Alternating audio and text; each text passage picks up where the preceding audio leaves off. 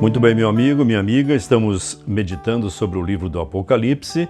Vimos que o primeiro selo que foi aberto mostrou um cavalo branco, tendo um cavaleiro com um arco e uma coroa na cabeça, simbolizando vitória. Período: Éfeso, a primeira igreja, do ano 31 ao ano 100. Vimos o segundo cavalo, um cavalo vermelho, simbolizando sacrifício, morte, desunião dentro da igreja, perseguição. Esse período de Esmirna, do ano 100 ao ano 313, quando houveram 10 grandes perseguições contra os cristãos. A última durou 10 anos, do ano 303 ao ano 313 depois de Cristo, e ela foi deflagrada por Diocleciano, um dos mais cruéis imperadores. No último vídeo falamos sobre o cavalo preto e seu cavaleiro tendo em sua mão uma balança, representando que o povo daquela época, que se não se arrependesse com as advertências dadas por Deus, seria pesado na balança e achado em falta. Vimos ali o símbolo do paganismo na igreja, representado pela cevada, que era muito mais barata. Uma doutrina falsa entrava na igreja com muita facilidade. Já a pura palavra de Deus, representada pelo trigo, era difícil de ser encontrada, e as pessoas pouco falavam sobre ela, mas havia fidelidade. E agora chegamos ao quarto selo. Abre-se o quarto selo e o que nós encontramos em Apocalipse, capítulo 6 e os versos 7 e 8. Diz assim: quando o Cordeiro, que é Jesus, abriu o quarto selo, ouvi a voz do quarto ser vivente dizendo: vem. E olhei, e eis um cavalo amarelo e seu cavaleiro, sendo este chamado Morte, e o inferno o estava seguindo, e foi-lhes dada autoridade sobre a quarta parte da terra para matar a espada, pela fome e com a mortandade, e por meio das feras da terra. Impressionante este cavalo. Se tínhamos branco, foi para vermelho, que é perseguição.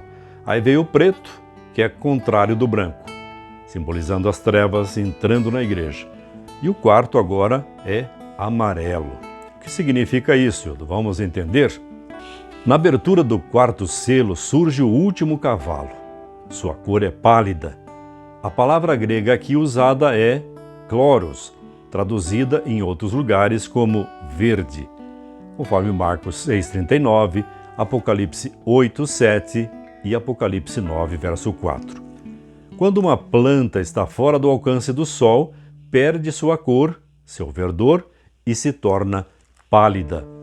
Deste modo, a igreja cristã, tendo se afastado da fé apostólica, tornou-se praticamente impossível aos raios do sol da justiça, Cristo, conforme Malaquias 4:2, penetrarem as trevas espirituais e a cobrirem. O fato do cavaleiro se chamar Morte e de o inferno ou sepultura, o seguir, são símbolos da obra nefasta realizada contra os fiéis filhos de Deus na Idade Média. Vou repetir aqui, isso aqui é muito importante. O fato de o cavaleiro se chamar Morte e de o inferno ou sepultura, ou seguir, são símbolos da obra nefasta realizada contra os fiéis filhos de Deus na Idade Média. Este período coincide com a igreja de Tiatira, quando o bispo de Roma chega ao poder. A profecia apontava um domínio do papado por 1260 anos. Esta profecia encontra-se em Daniel 7:25, Apocalipse 12, verso 6, e também o verso 14, e Apocalipse 13 e o verso 5. Esse período cumpre-se na história dos anos 538, quando é expulsa de Roma a última tribo ariana, os ostrogodos, até 1798, ano da prisão do Papa Pio VI, por ordem de Napoleão Bonaparte. Nestes 12 séculos, fiéis filhos de Deus, valdenses, albigenses, huguenotes e tantos outros, foram mortos pela espada, fome e através de animais selvagens. Milhares de inocentes seguidores de Cristo pagaram com a própria vida a sua fidelidade à verdadeira fé. Jesus fez menção a este período dizendo o seguinte: não tivessem aqueles dias sido abreviados, ninguém seria salvo. Mas, por causa dos escolhidos, tais dias serão abreviados.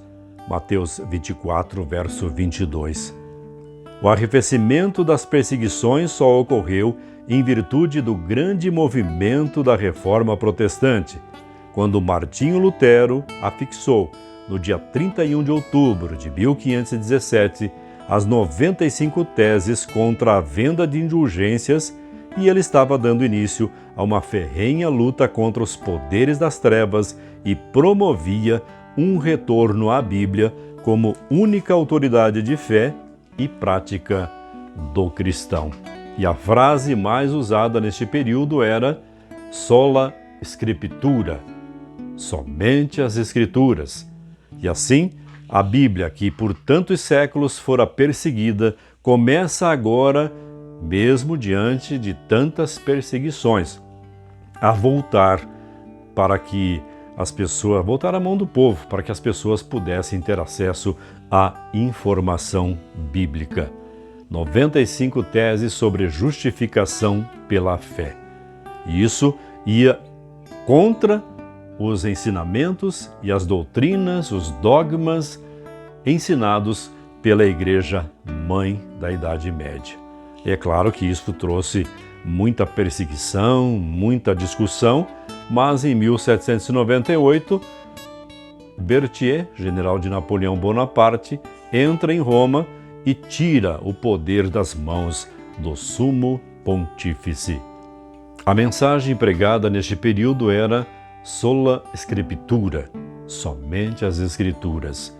Tudo o que o cristão precisava saber sobre fé, sobre o seu relacionamento com Deus, sobre os mandamentos de Deus, sobre tudo, qualquer assunto, deveria buscar em primeiro lugar a Escritura e não as autoridades da Igreja, como era o desejo da Igreja da Idade Média, que foi até 1798, quando o general Berthier, de Napoleão Bonaparte, entrou em Roma e aprisionou o Papa Pio VI, terminando assim o grande período profético de Daniel 7:25, de 1260 anos de supremacia papal.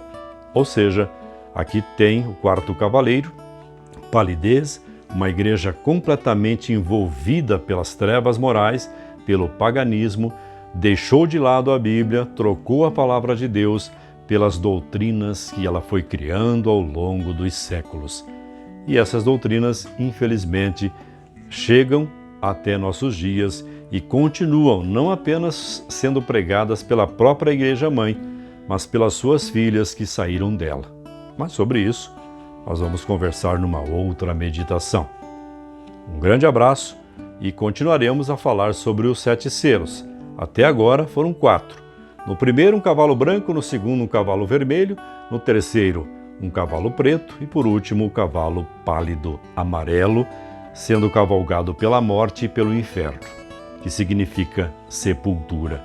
Por causa das perseguições, muita gente morreu por causa da sua fé nesse período.